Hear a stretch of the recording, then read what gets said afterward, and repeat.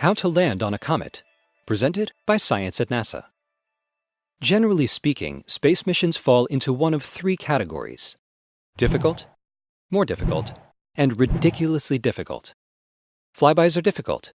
A spaceship travels hundreds of millions of miles through the dark void of space, pinpoints a distant planet or moon, and flies past it at 20 to 30,000 miles per hour, snapping pictures furiously during an achingly brief encounter. Going into orbit is more difficult. Instead of flying past its target, the approaching spaceship brakes, changing its velocity by just the right amount to circle the planet. One wrong move and the spacecraft bounces off, becoming an unintended meteor. Landing is ridiculously difficult. Just play NASA's 7 Minutes of Terror video.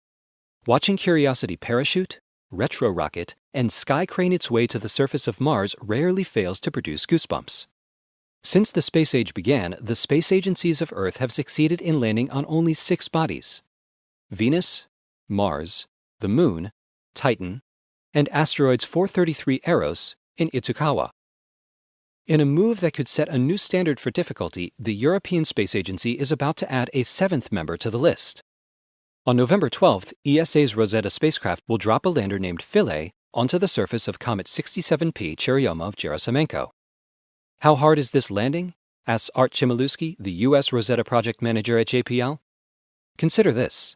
The comet will be moving 40 times faster than a speeding bullet, spinning, shooting out gas, and welcoming Rosetta on the surface with boulders, cracks, scarps, and possibly meters of dust.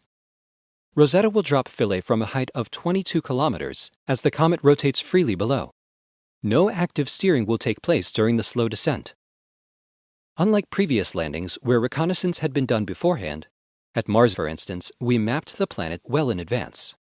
Rosetta just started learning about its target a couple of months ago, explains Claudia Alexander, project scientist for the U.S. Rosetta project. This introduces much more risk. Rosetta arrived at 67P on August 6, 2014. What it found was shocking. The comet's nucleus is strangely shaped. One observer has likened it to a freak show mushroom, dominated by a pair of mile-wide knobs joined by a boulder-strewn neck. Picking a landing site would not be easy.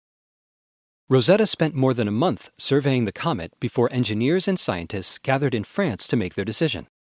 None of the candidate landing sites met all the operational criteria at the 100% level, says Stephen Olemak, Philae landing manager at the German Aerospace Center, DLR. But Site J is clearly the best solution. Site J is a relatively flat, boulder-free location on the smaller of the comet's knobs. It gets plenty of sunlight for the lander's solar panels and has good line-of-sight visibility for communications with Rosetta orbiting overhead. The descent will take about 7 hours, a drawn-out process that could be enlivened by unpredictable jets of gas emerging from the comet's core. You thought 7 minutes of terror was bad? This will be 7 hours of terror, says Alexander. If all goes well, Philae will touch down at human walking pace and deploy harpoons to fasten itself to the crusty surface. A suite of 10 sensors on the lander, including a drill for sample collection and an acoustic sounder to probe the comet's subsurface structure, can then begin an unprecedented study of a comet at point-blank range. A comet is unlike any other planetary body that we've attempted to land on, says Alexander. Getting Philae down successfully will be an incredible achievement for humankind. Let the descent begin. For more news about ridiculously difficult space missions, stay tuned to science.nasa.gov.